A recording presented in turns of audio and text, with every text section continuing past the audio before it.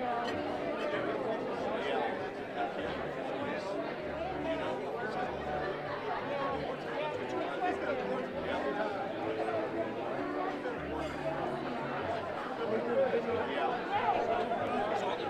afternoon and welcome to the 2020-2021 Delphus St. John's Alumni Induction Ceremonies.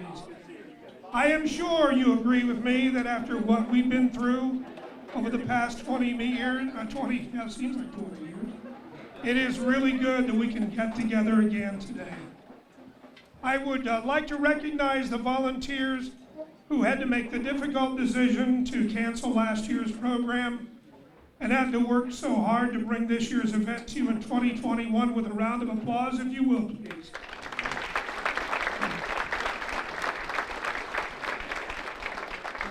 Our thanks as well to our excellent caterer, Teresa Williams from More to Love Catering.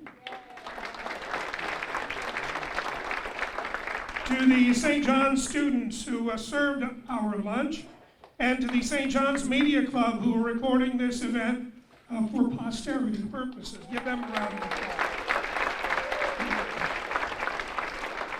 My name, for those of you who don't know, is Bob Ulm, and it's been my pleasure to serve as your MC this afternoon and to have provided a little music for you as you were enjoying lunch.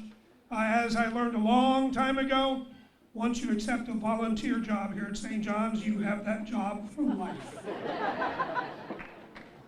Our pastor, Father Dennis Walsh, has had a significant role in shepherding and guiding through the everyday challenges that led up to this year in our parish and school, providing and implementing multiple health guidelines, reviewing regulations during the worst pandemic we've seen in a century, in a calm and a very caring style that's been needed very much and as appreciated as much.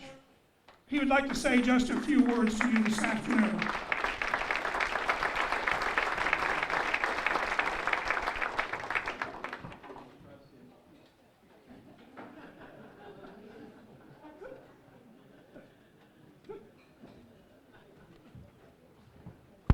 Thank you, Bob, for the very kind words. I've been aided in my role at St. John's by Mr. Stand and Mr. Lee in their work of developing guidelines, and I'd say this year's been more difficult than last year at St. John's regarding COVID and expectations and all of that, and we try our best, and we talk regularly on email, and what do we do now? So I'd like to give a round of applause to Adam and Nate for their hard work in this very difficult year. Not just Adam and Nate, but also all the teachers at St. John's who work tirelessly and sacrifice a lot, especially this year, but not just this year, but every year, for all the work that they do in Catholic education. So I'm grateful for all those who minister in Catholic education, especially our teachers who sacrifice a lot to be able to teach at St. John's. We would not have a school without their sacrifice. So I just want to give a shout out to all the teachers and all those who work tirelessly at St. John's. I think St. John's is really, I've only been here 7 years, I think St. John's is really the heart and soul of this community. I think when you look at the role that the alumni and the members of the parish have played in this community, it is an extraordinary impact that the people of St. John's has had on the Delphus community, and it shouldn't be something that is overlooked or sort of taken for granted. The work of the school and the parish committing themselves to this community has been extraordinary. Just wonder sometimes what would the community be without St. John's, because in my mind it really is the heart and soul of the Delphus community. You know, Catholic education has been called the greatest social experiment in history. And people say, why is it the greatest social experiment in history? Because it's been the most successful social experiment in history.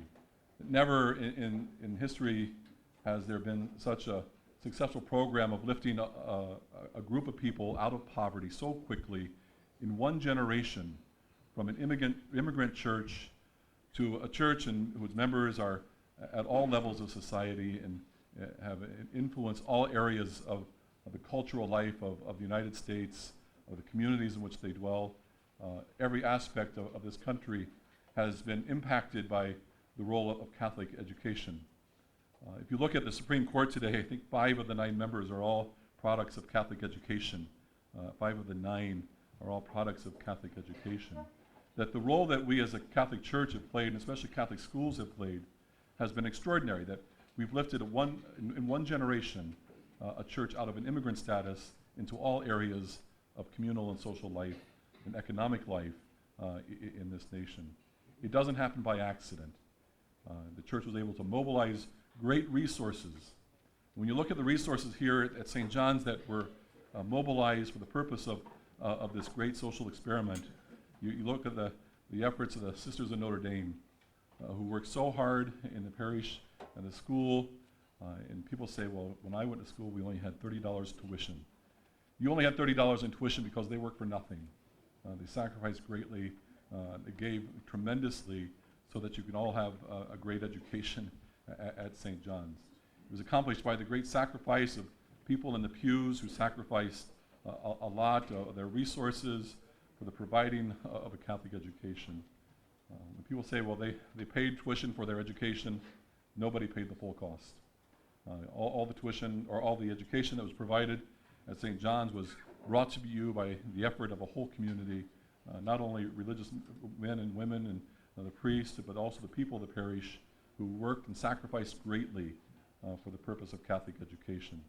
So nobody at St. John's, even today, is responsible for their own education. Everything they have has been provided by those who have gone before us, those who sit on those pews, those who have endowed the future by bequests and endowments. They provided greatly for the present generation, as it's the responsibility of this generation to provide for the next generation. So thank you for everyone who has made extraordinary sacrifices in this great social experiment called Catholic education. What is the role? We're not an immigrant church anymore. What is the role of Catholic education today? I think the role of Catholic education today is a value-based education. When you look at our society and our economic life, I think we need Catholic values in the world today. To be able to prepare our children, our students, to be able to go out into the world, to influence the world with Catholic values, a life of service, a life of self-gift, a life of giving completely to others, not just worried about the bottom line, not just about profit, not worried about those things, but giving oneself completely in service to the world and to the nation. So thank you for your generosity.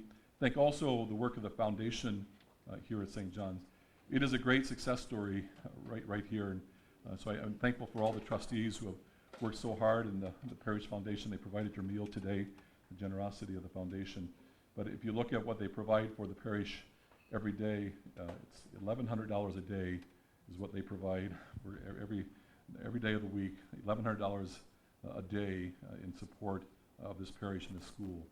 So I thank the trustees and the board of directors for the Catholic Foundation who have done a tremendous work, and hope that they'll be able to continue that work well into the future. I want to be able to provide a Catholic education for your children and their children in perpetuity. It's a great work of the parish. It's a work that we can all be very proud of. So thank you for all those who have worked so hard in this great social experiment.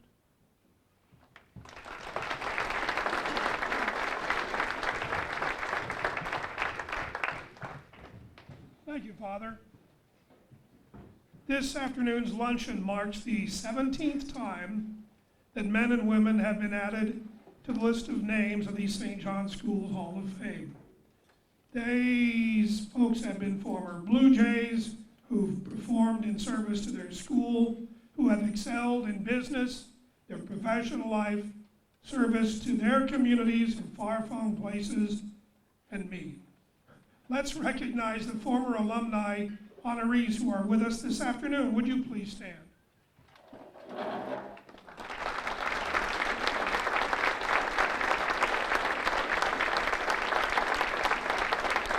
I hear some chairs move, so that's a good thing. Thanks for coming back this year. If you all haven't yet done so, I would encourage you to read the programs for today's event. They detail each of our honorees with information on their backgrounds and their many, many accomplishments. Rather than read all of them to you this afternoon, I know you would rather hear from them, and you will. First, our inductee for professional achievement this year, 1967 St. John's High School graduate, Dan Kimmin. Dan?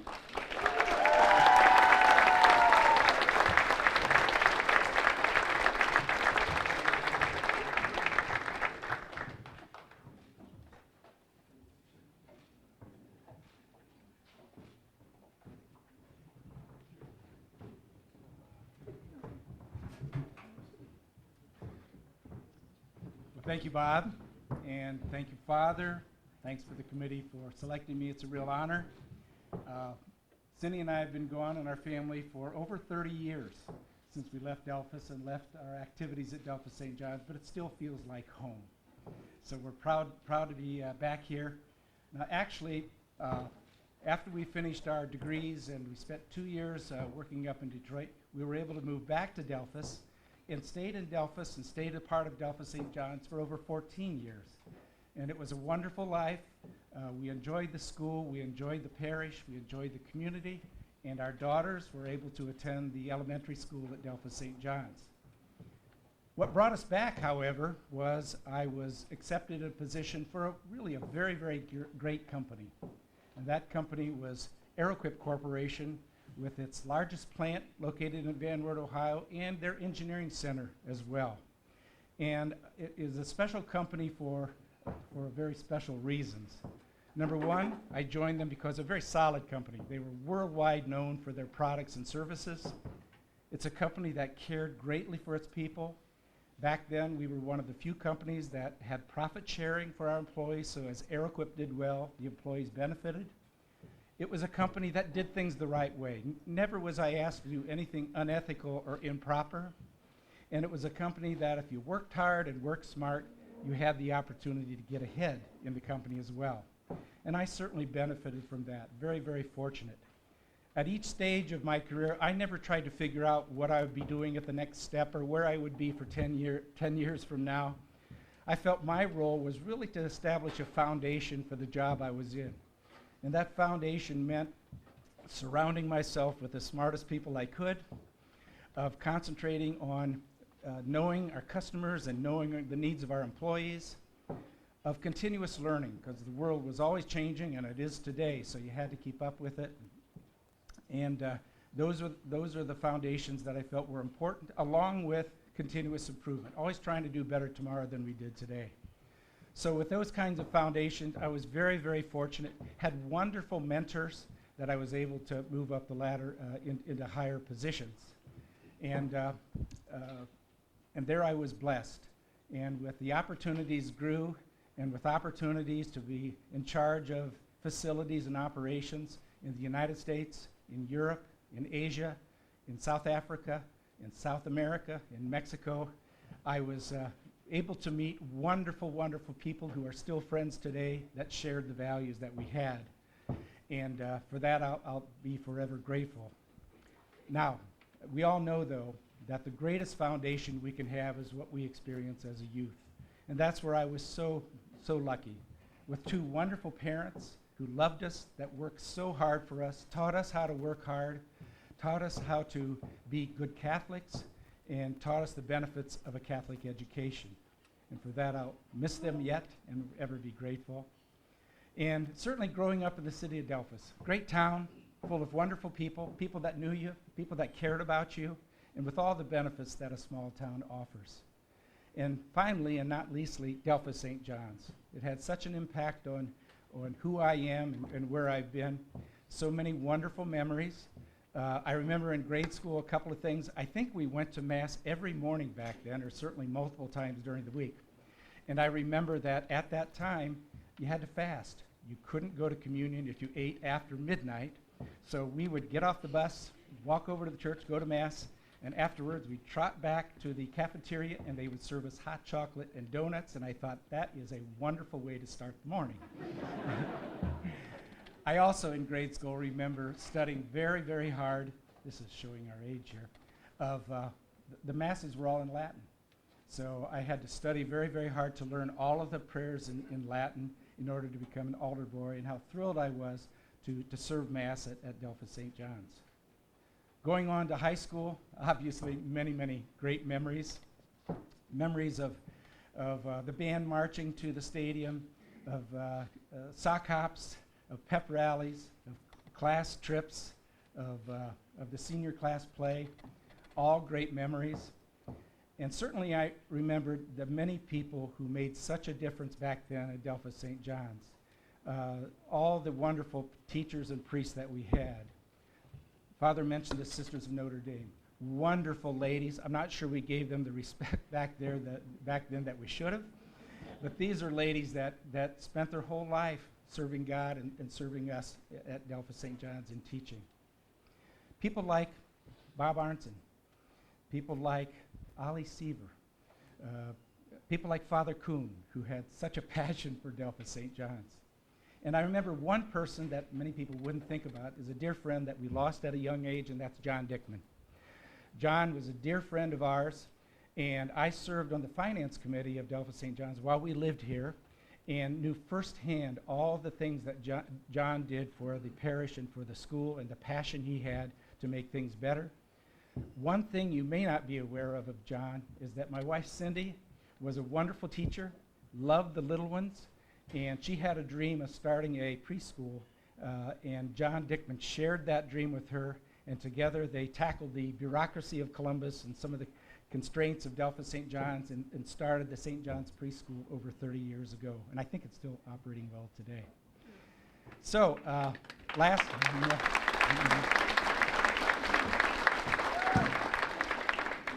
but not least, I remember our classmates, and some of them are sitting back here. What a wonderful group of people, many of whom are friends today, that made life so interesting and so much fun.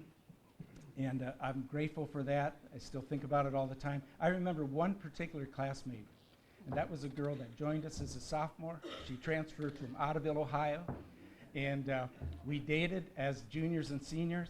We went on to get our degrees, she at Toledo, myself at Ohio State. We were married at Delphos St. John's, and she has been a wonderful partner for me in all of the things we've done in our lives thus far. She's also a wonderful mother to our beautiful daughters, and now their beautiful husbands, and is an amazing grandmother to our 10 beautiful grandchildren as well. So, I have a whole lot to be thankful for Delphos St. John's. It's interesting that in my career, I obviously met lots of people, and many of them would say, Dan, where did you grow up? And I would say Delphos, Ohio, and thinking they never heard of that. So many of them, however, said, Delphos, did you go to Delphos St. John's? And I think most of them knew Delphos St. John's because of our wonderful history of sports, but we all know St. John's is much more than that. St. John's is a place where true foundations are set for young men and women who learn to be good students, learn to be good citizens, learn to be good Catholics, and learn that they can be successful at whatever they choose to do in their life. So I appreciate all that St. John's has done. I'm proud of Delphos St. John's. I'll always be a Blue Jay, so thank you very much for the award.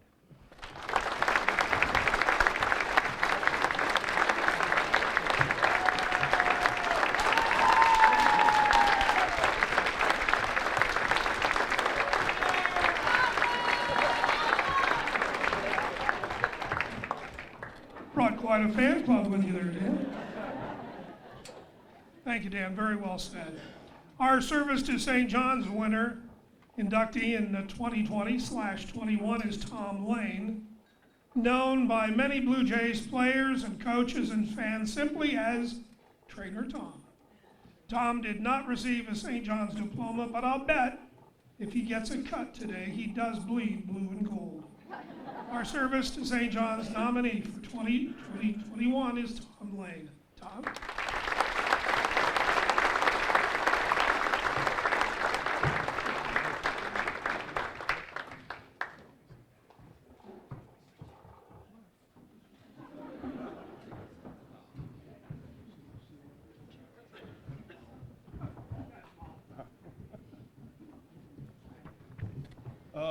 this is very nerve-wracking for me because usually when I'm here, I'm supporting the athletes after a team meal or at the end of the season during banquet. So to be up here talking about myself is a little bit nerve-wracking.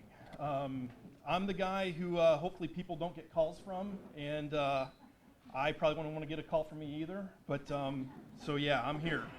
I want to congratulate and acknowledge the other people that the Hall of Fame inductees tonight. Beezy, if you're listening to this back home, we've got a lot of time together on the basketball court. Something I'm really proud of is the state championship that we won 20-some years ago, but it's still something that I still remember even to this day. That was a really, really great run, and I'm so thankful that I was a part of it, though. I want to thank the Hall of Fame committee for acknowledging me today. I'll be honest with you, when Dick Clark called me up last June and told me about the news about being inducted, honestly, I thought he was joking. You all like a Dick Clark joke, and I thought, okay, well, this has got to be funny at some point, and I'm like, he's not laughing, so he must be serious. So yeah, it kind of caught me by surprise, and I'm very thankful to get that phone call, so thank you, Dick Clark. Like I said, I'm very honored and I'm very humbled to be here today. I want to kind of do a little social experiment. I'm not really sure how this is going to go, but I've seen a lot of athletes that I've seen back in the day. They have kids. I've even got a lot of the athletes that were serving us a little bit ago. I think about 90% of them at least. That being said, if you see me at games and sidelines and stuff like that, but if I've ever spoken to you, if I've medically treated you, if I've medically treated your son, your daughter, your niece, your nephew, your grandson, your granddaughter, anybody that you know personally that was a student at St. John's, it could be an injury, what physician to see, some medical advice, you might have got a text or a phone call from me, anything medically related over the last 25 years at St. John's, I want you to raise your hand nice and high. Oh my God. Wow. Thanks. I wasn't expecting that. I want to recognize my family back home in Toledo. My mom was nice enough to be here today. She came all the way down from Toledo. It's the first time she'd been here in Delphus, so Mom's gotten the nickel tour for the last couple of hours. So thanks, Mom, for coming down. I want to recognize my sister, Sarah, my niece, Mona, my nephew, Anthony, and my dad, who passed away 5 years ago from Parkinson's disease.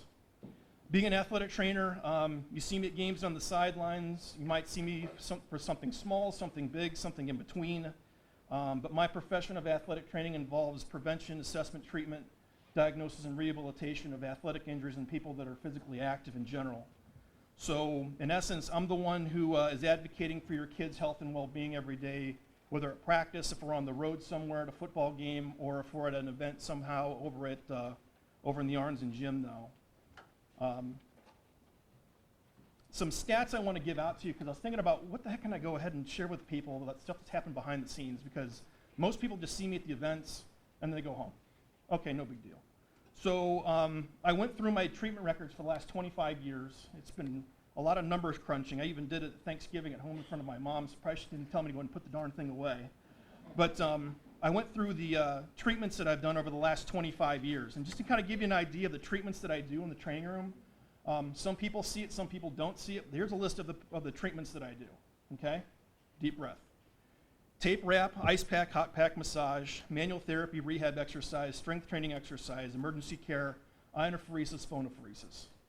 McConnell taping, therapeutic exercise, range of motion, home exercise program, splinting, bracing, casting, ultrasound, electrical stimulation, patient education, patient evaluation. Instrument-assisted soft tissue mobilization, myofascial decompression, or what you would call cupping, Normatec, pneumatic compression, dry needling, active release techniques, impact post-concussion, neurological testing, and wound care. So it's about 30 things altogether. So for some reason, 2008, 2009 was my busiest year. I did 4,300 treatments in 1 year. To give you an idea, according to Google, there's a little over 7,000 people in Delphus. So I treated half of Delphus pretty much in 1 year, which was kind of scary.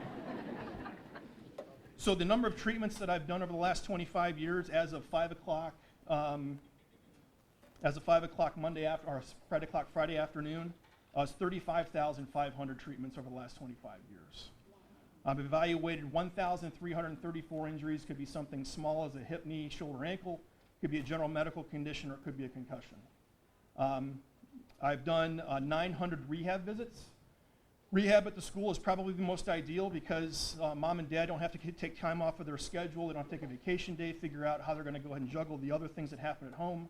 All the kids got to do is go around the corner to go down the hallway, and I'm already sitting there after school, and I'm ready to go ahead and get to work. And then just let you know, I do a lot more than tape ankles, but usually everyone asks me, well, how many ankles have you taped? Well, Friday afternoon, before the guys left to go over to Antwerp, the first kid that came in, I can't tell you his name because of HIPAA, but the first kid that came in, I taped him up and I said, congratulations, you're my 10,000th athlete to go ahead and tape here at the high school. He's probably going to be bragging to his friends on Monday morning over at school, so you guys will probably find out sometime at that point. And the other 3 kids that came in were arguing why couldn't they be the last or couldn't be the first one, and I just kind of said, look, it is what it is. You had to be here on time, but unfortunately that was another lecture altogether, and they had to get to go and go to the game over in Antwerp. I want to personally thank recognize some people professionally, because if it wasn't for them, I would not be here. The first one, her name is Gina Motley. Gina's a physical therapist, athletic trainer that I met in Florida some 30 years ago. I got hurt when I was there for a camp right out of high school. She got my start in sports medicine. I saw what she did, the athletes that she treated, and I said, oh my God, how do I do that? I said, do I have to go to the University of Kentucky like you did? She goes, nope, you can go to school back home in Ohio. I'm sure there's plenty of schools. I'll go ahead and call our national association up to go and have some information sent to you. I got it when I got home. 6 months later, I asked my mom and dad if I could transfer to Bowling Green. The rest is history. The next one is Dory Buchholz. Dory was my internship supervisor at IMG Academy, which is in Bradenton, Florida. She was my teacher when I was there. I got to work with her. When I got to work with her, I realized that she came down from heaven twice and got in line twice for getting her angel's wings. She made such a positive impact on me just as a person alone. When I went from Bradenton back to Bowling Green for my senior year at college, I pretty much made up my mind that I just wanted to be like her overall. The next one's Rob Williams. Rob was a former coworker of mine. In my opinion, he has God's unlisted phone number. If I've ever needed anything big or small, he's always been there.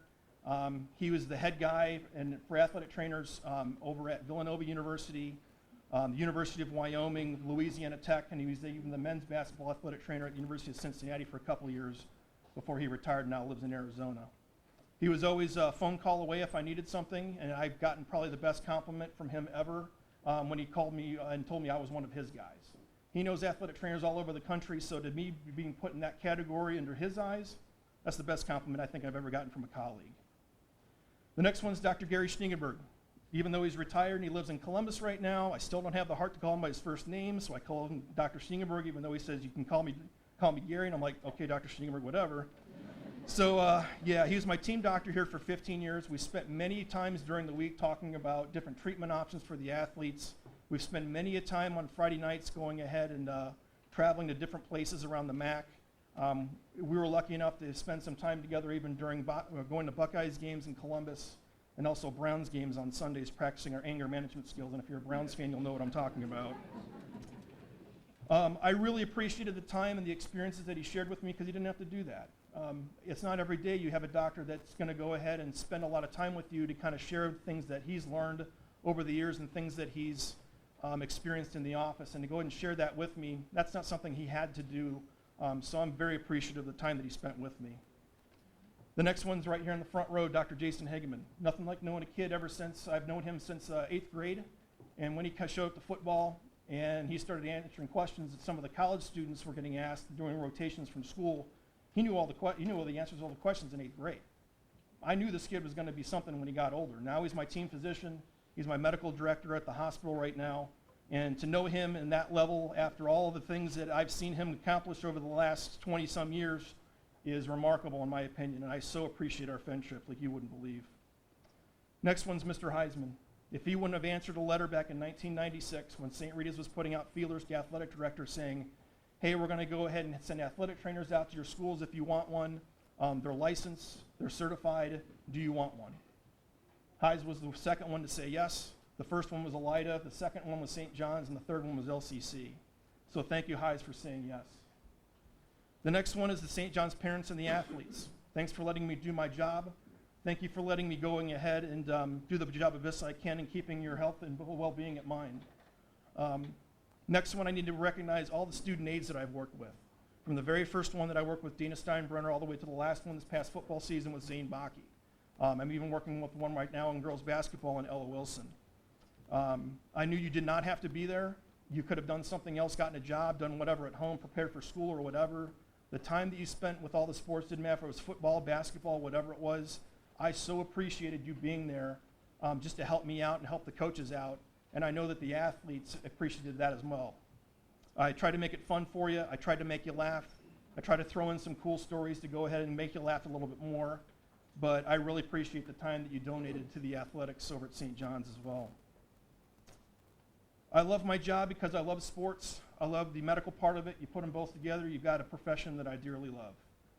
I wouldn't have been doing this for this long at St. John's, and there is something special about this place that I knew exactly when I got here. I knew this is going to be a great relationship because it's just the people that I saw. My dad, when he was alive one day, he asked me, what makes the place so special? And I says, Dad, I'll be honest with you. I mean, there's a lot of great athletes that I've seen, but honest to God, I really think they're better people than they are athletes. And you just got to come down and come and see it. I mean, it's just really something else. So I thank the Hall of Fame committee for my recognition today. I thank you for your time. But most importantly, I thank you for giving me a chance 25 years ago to take care of your son, your daughter, your niece, your nephew, your grandson, your granddaughter, anybody personally you know within the athletics at St. John's. Thank you.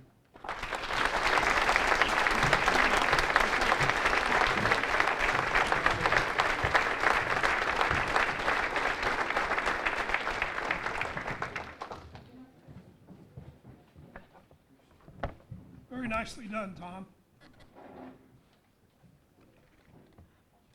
After leaving St. John's, some men and women serve their communities, their families, their companies they end up working for close to home.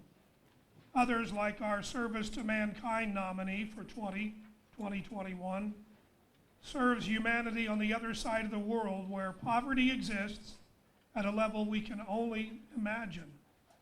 Speaking for our Service to Mankind inductee this afternoon, 1968 graduate Chuck Bertling is Chuck's brother Glenn, only because Jack Bertling was too chicken to do it.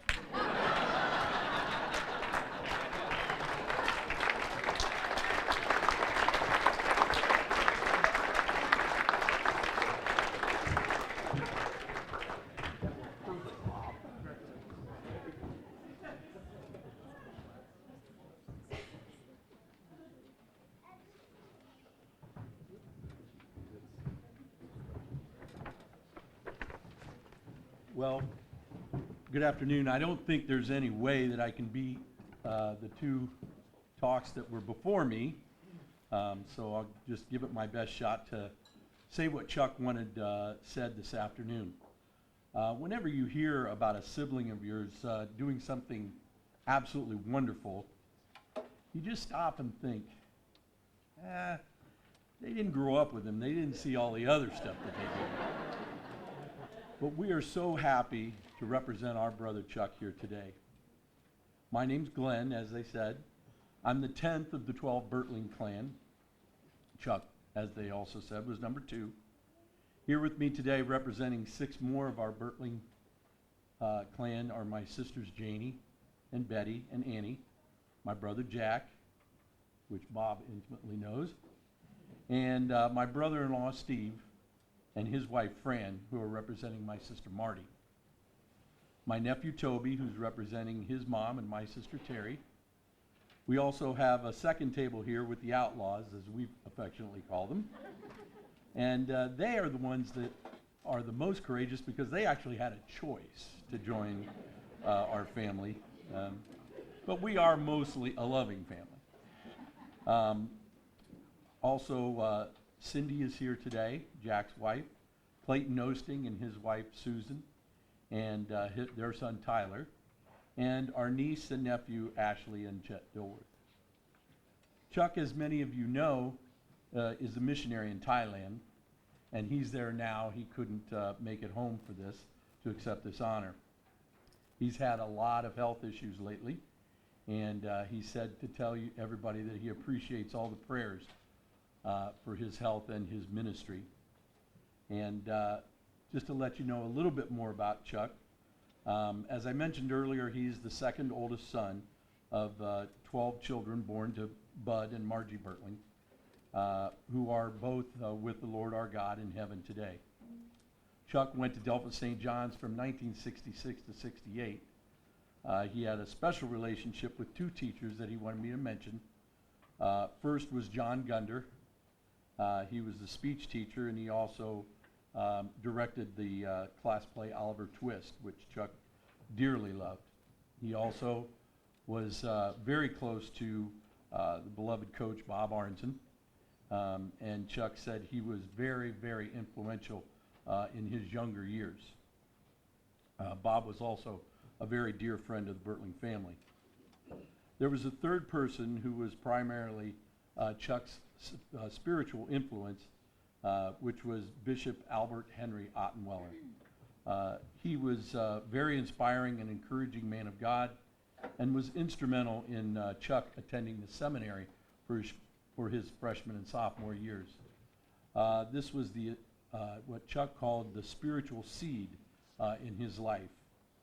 Bishop Ottenweller was also a very dear friend of the Bertling family, and anybody that was at our house knew that there was a portrait of Bishop Ottenweller hanging in our living room above the piano, so we had to see him every day when we came home.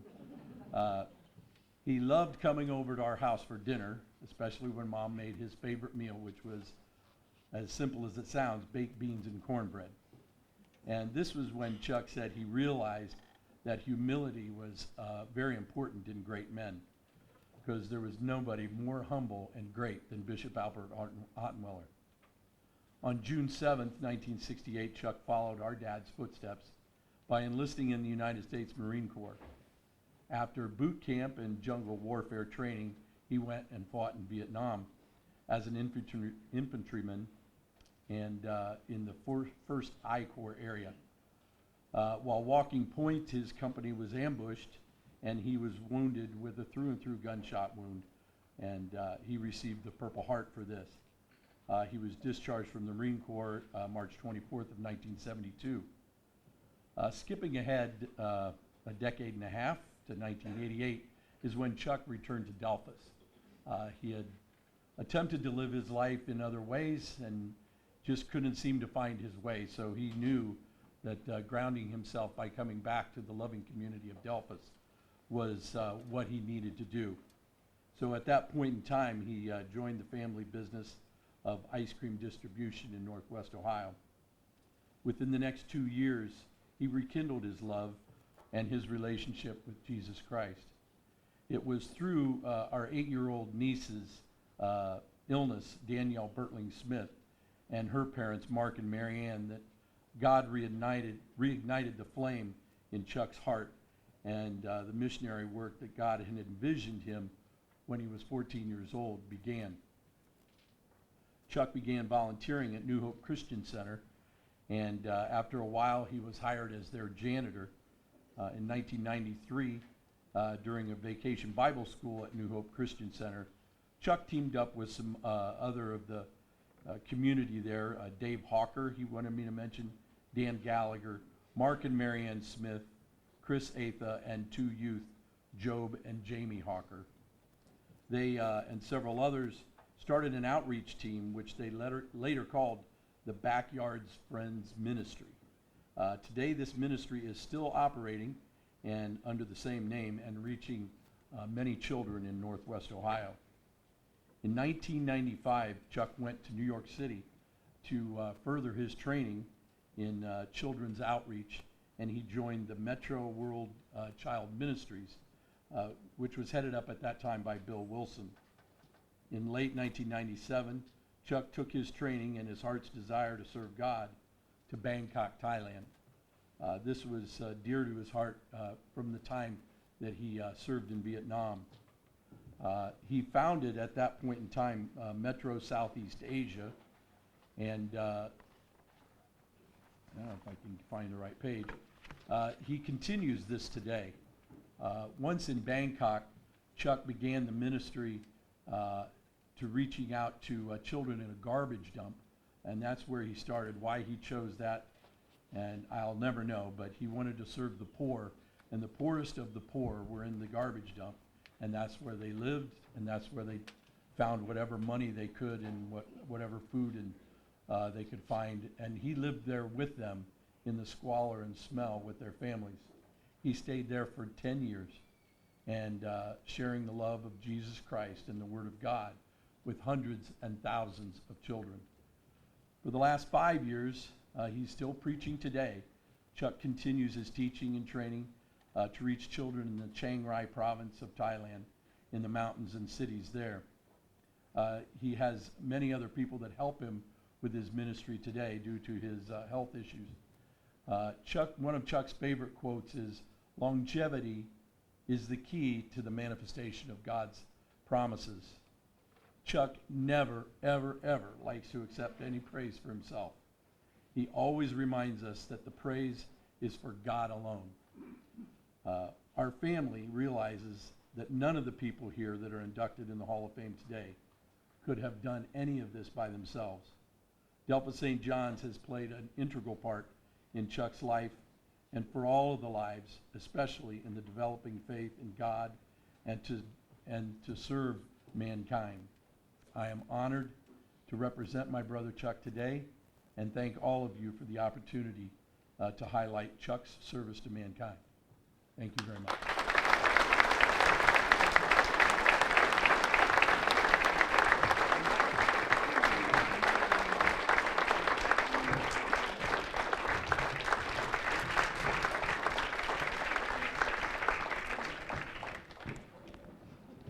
Yeah, family chose the best speaker.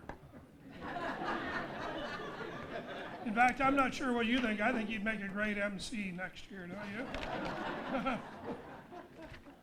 Our Arts and Athletic Achievement Award winner this afternoon, class of 1973 graduate Dan B.Z. Grotehouse, proves where there is a will, there is a Blue Jay way. Dan Grotehouse hasn't just successfully served as an outstanding near state championship winning St. John's boys basketball player and state championship winning girls basketball coach. He is also a cancer survivor who's made it through surgery, chemotherapy, and many months of isolation that came with the pandemic.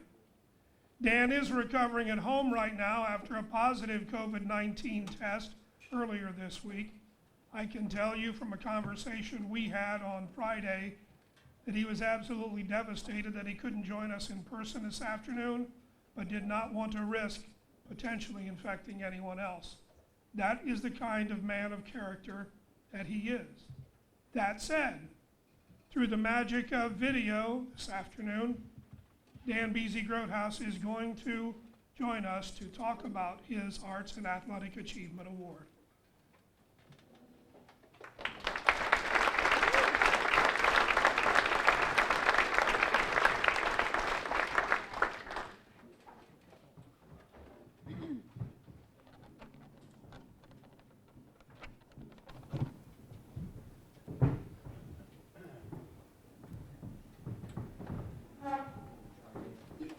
Can everyone hear me now? Yeah. Everyone hear me? Yeah. Well, hey, technology is something, isn't it? Thanks to my son-in-law Andy and the KFC and Bob Evascotti, all you people, I really appreciate you being able to see me and I be able to see you, and I can, talk a little bit about this outstanding award. The only bad thing is I hope I don't ramble because I know you can pull the plug at any time. So I want to congratulate the other honorees, all three well-deserved. I know Dan Kimmett, way back when he was at Aeroquip, very professional. He did a great job, and I understand why he moved up in the rank. He was very successful. Tom Lane, here's a guy that I think he was 18 years old when he came. He looked like a little kid out of high school when he came to do it. But he, everybody understood that, who is this kid? But he has done a great job. He fit in and became part of the team really quick.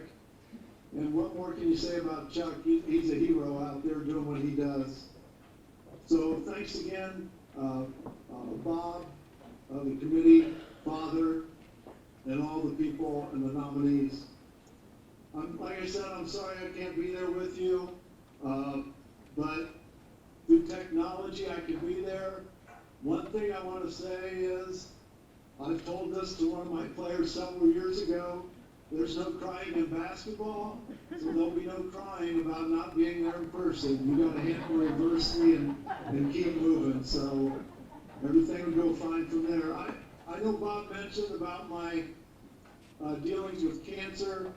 I want to tell everybody out there, yes, I'm doing fine, but I wanted to also say that I really appreciate all the thoughts, the prayers, and everything that you have sent to me during my time. It was very well appreciated, and you know, I can't say enough about it. It's very overwhelming. I need to mention though and introduce as much of my family as I can here. They were my rock, my wife Karen. She's been so supportive over the years that we've been married, especially through all these hard times and things go on. She's done a great job, and I love her for that. That's amazing. My kids, my two daughters, Jen and Stace, who have also been solid for me whenever I'd be down a little bit because of the illness. They would make sure that they would let me know, Dad, this isn't the way it's going to happen. You get through this. So they were very, very good with that. But my family, Jen, Chris, Landline, her husband, their three kids, Ashlyn, Alex, and Abigail, made the trip here today. Truly appreciate it. My son-in-law, Andy, who set this up, daughter Stacy, and Nashton, Evelyn, and Jackson. So I appreciate that. I have 6 wonderful grandkids. Also, just to mention, through all these years, I couldn't have done this coaching without the support at home. And again, I would never say that it was a struggle, because it really wasn't. Karen made it easy, the kids made it easy. I know I was very fortunate I got to coach both of my daughters. It was probably more fun for me than it was for them, as far as going through that particular times. But I will tell you this, and honestly mean it, there was never a discussion of basketball at home. I was coach at school and I was dad at home, and I think they did a very good job, and we worked on to separate the two, and I think it worked out. It worked out very good. Also, I'd like to make sure my mother, I know my mom is still there. She just had a 90th birthday here in September, so.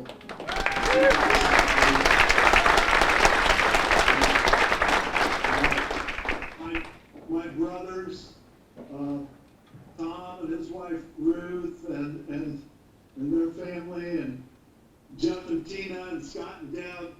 And I want to say, I'm not going to mention, I want to say thanks to all my nieces and nephews out there, husbands, everything, kids, for coming and spending this time with me here.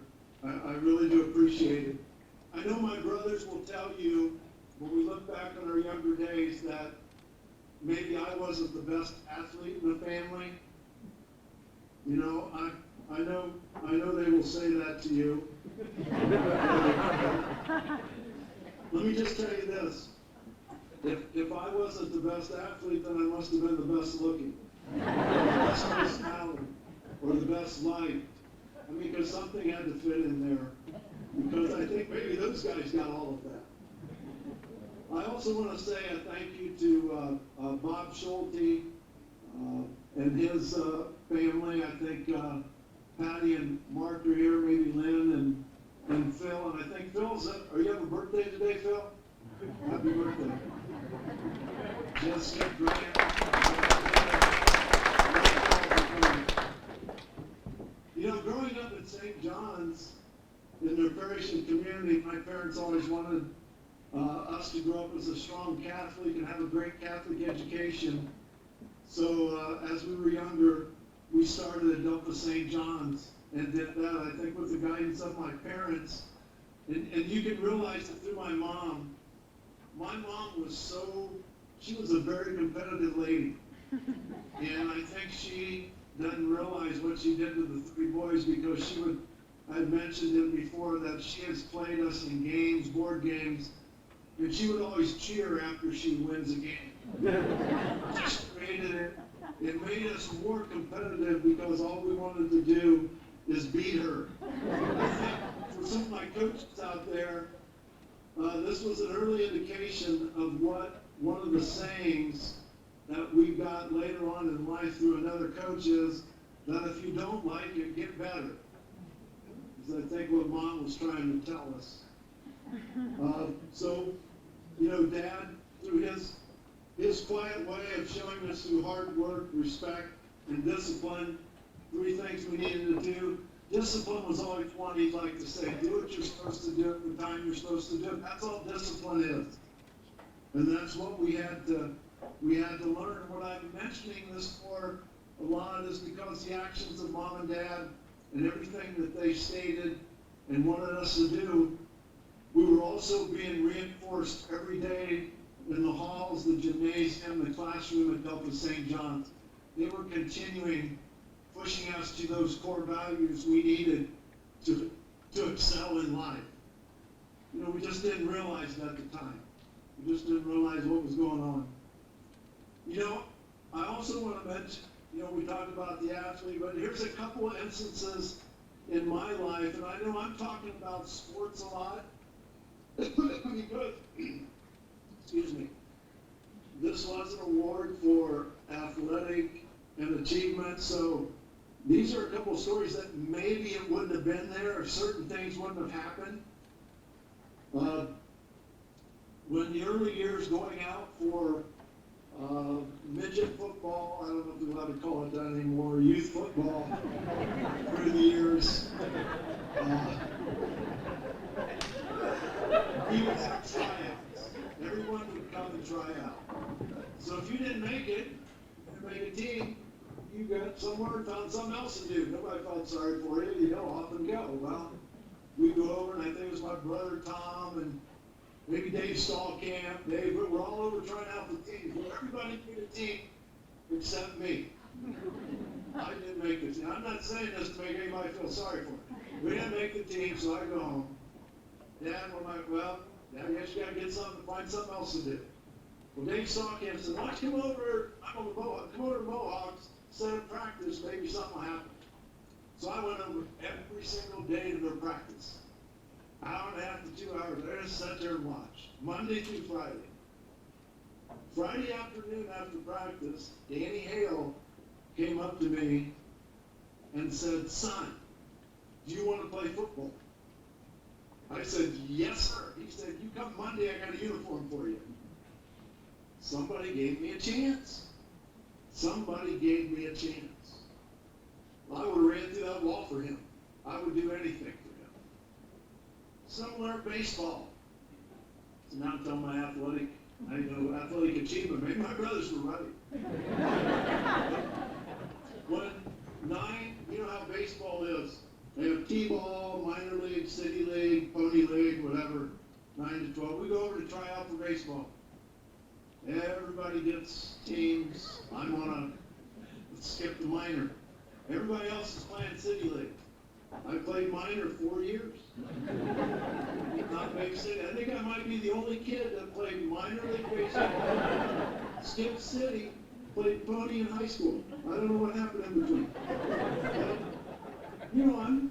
Everybody else is going. Well, my coach is Claude Bertling. He was my coach for 4 years of baseball. I thought he'd get tired of me, but he didn't. He played me every single position. He made me feel like they needed me. I said, they need me. I got to play. I play every single position. So he believed in me. Well, several years ago, you find out that, no, Claude told me he's just trying to find a place for me to play. He put me in a position to believe in myself, so I wanted to continue in sports. Sports then became a big part. And then especially going to Delta St. John's. You go through the grade school and the high school. These gentlemen, and again, these gentlemen, if they're not in the Hall of Fame, they're in my Hall of Fame. They're coaches that did a big part of building our life and our character. Starts out young. We had Don McHugh, Dick Youngpeter, Gip Pullman, Barney Altman, Fran Bowl. Yes, Fran Bowl was in the boys program. He was my freshman coach. Dan Rupert, Ken Burguy, Frank Minning, and of course Coach Arnson. You know, we could step back and what these guys did is like to build character. I don't know if Dan Rupert's there or if he even remembers this story. But I think we were sophomores, and it might have been Dave Stallcamp and Grit and I. And it was a snowy night. Everything's canceled, everything's snowing. So we decided to stop at Coach Rupert's house. We're sophomores, he's the JV coach. We stop, he invites us, and we start playing cards. Now there's a table of girls back there. That's kind of what goes around and comes around. I don't know. We're playing cards at Coach Rupert's house. So we decided we need to get a soda. So I don't know why Coach Rupert thought it was a good idea to let Dave Stallcamp drive his car in snow-covered streets. And we ended up in someone's yard. I think we got out okay, but we ended up in the yard. So sometimes coaches don't make the best of decisions. I understand that now. So you learn from your other coaches on what they do. Kenny Burguy. I don't know if I heard a good story about Ken. I'm a story guy. I'm sorry, folks. I like to tell stories to explain where I came from, what I'm growing into. Ken Burguy, we're playing another snowy night up at Genoa. And we're struggling in the first half to win a basketball game back in 1973 in the regional finals. And we're at halftime, we got foul trouble, we're down 12. What are we going to do? Ken Burguy taps me on the shoulder, Coach Burguy, and he says, "Hey, Beats, you want to get a hot hand?" I said, "Yeah." He said, "Well, go put your hand under the hot water faucet." So he looks at me and grins like, "Okay, so after it's over, halftime speech over, I went over and stuck my hand under there, and he's right, I got a hot hand." It was hot. Well, the second half, I was 10 for 10, didn't miss a shot in the second half.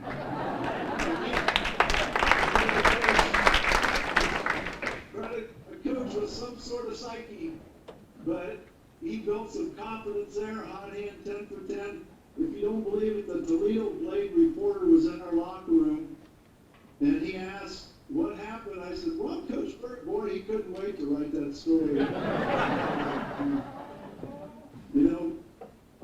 Frank Minning used to battle Pickle. I'm sure Frank had to go home with scars on him from Pickle's sharp elbows. But anyway, see, all these players, we play one-on-one with the coaches. We do our thing. They were great. Although I did learn one thing. Don't mess with Coach Arnson's dribble classes. Dave Rabe and I, as a sophomore, we didn't like the dribble classes. We couldn't see, so we hid those from Coach Rupert. So after our practice, we're in the locker room, and Coach Rupert comes in and he says, "Hey guys, does anybody know where the dribble classes? Coach Arnson wants them."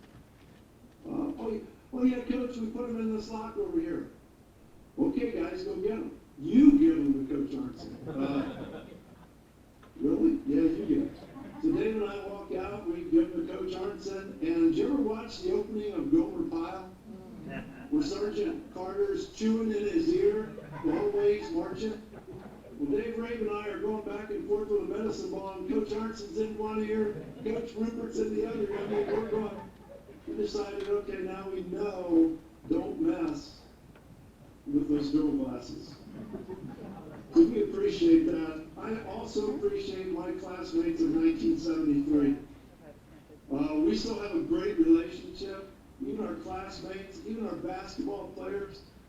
Some of us still see each other. Some of us go out. We still talk. That's what you get. I mean, Delta St. John's was great for community, for making family and community. I can't do without thanking the teachers, the Sisters of Notre Dame, the priests, especially like a Father Blazer and Father Ottenwiller, who were there for us all the time. also helped me through college. I ended up going to Finley. I didn't know what I wanted to do, but again, here's where sports can help you. I ended up going to Finley because I wanted to play basketball.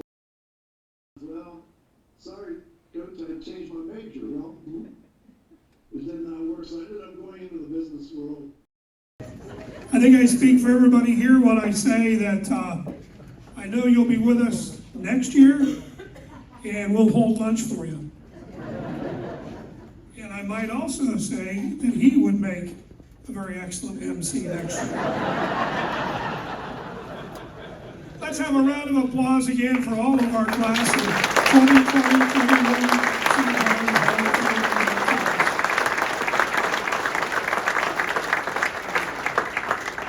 These inductees in 4 categories are not just a testament to what they've done, what St. John's is, and what it stood for more than a century.